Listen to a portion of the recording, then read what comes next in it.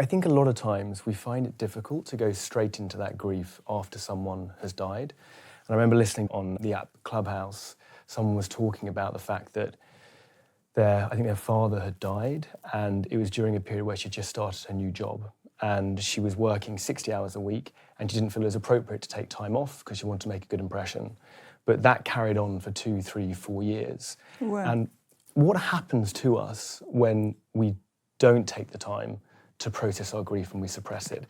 Are there any kind of symptoms that we can see that come out if we don't take that time to go into it and process our feelings?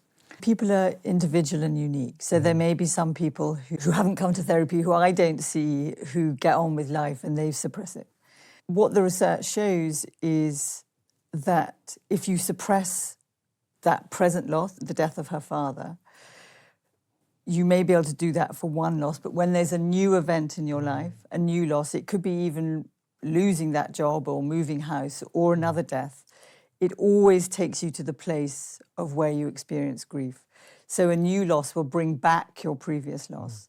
And if you haven't done any of the work of grief to process that, then it'll come back harder. And what the research shows is that 15% of all psychological disorders come from unresolved grief. It's a risk. And also the mind and body are very interconnected, so that people who have unresolved grief are likely to have lots of physical difficulties, because the kind of negative spiral that you go into, if you're not engaging in life, you're probably not exercising, you may not be feeding yourself well, you may not be connecting with friends and family. So then, you get all the difficulties that come from that.